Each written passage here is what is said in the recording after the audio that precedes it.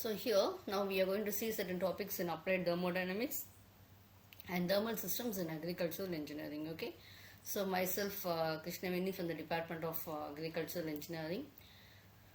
So I have presented certain topics here. See, actually I am going to discuss you certain laws of thermodynamics, what it is, zeroth law of thermodynamics. So when two systems are in thermal equilibrium with the third system, then they must be in thermal equilibrium with each other. I can explain you with the help of a diagram. See, I am having A and B.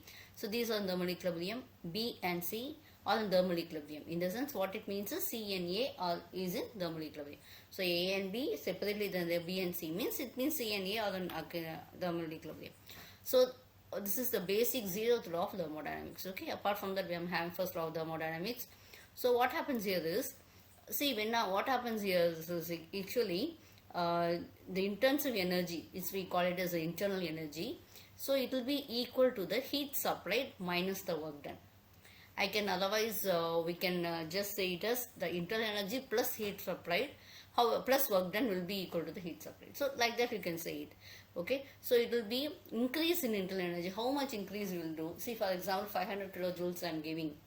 Okay, that is fine, and that what happens here for 300 kilojoules work is done. So how much it is increased? The remaining will be increased. Okay, so this is also called as conservation of energy based on the principles that energy can neither be created nor destroyed.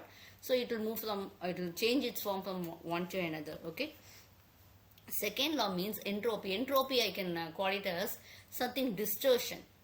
Okay, so we cannot always exist the universe to be the same. So it may spontaneously there will be a changes. Okay, so perpetual motion machines will be of the second kind. So that is what is dq is equal to tdds. Okay, so we have different types of thermodynamic system. The first one is the isobaric system. So isobaric system, in the sense, as the name, bar is actually an unit of pressure, we know. So isobaric means what happens, delta B is equal to 0. So W is equal to plus or minus P into delta V. So P1 is equal to P2 in this. Okay, so W is equal to F into DL. So DL I can take it as force is equal to pressure by this your pressure is equal to force by area. So force is equal to pressure into area. That is pressure into area into change in length. I am taking it as P into delta V. So P is constant. Okay. If question process is not considered, means we need not measure of these proportions will be done in the open vessels in which the pressure is constant. Okay. So next one is isochoric. In the case of isochoric, we have a constant volume. So what happens here? When there is no change in the volume, then the work done will be always equivalent to 0. So that is called isochoric. The third one is isothermal, as the name implies. Iso means is constant. So thermal is equal to temperature is equal to constant. So delta T is equal to 0. So PV is equal to nRT. So PV will be equal to 0. So what I am doing here is delta U will be equal to 0, since because there is no change in the temperatures. Okay, so that is we can see it as delta H also, the change in the enthalpy, the heat energy content also will be equal to 0.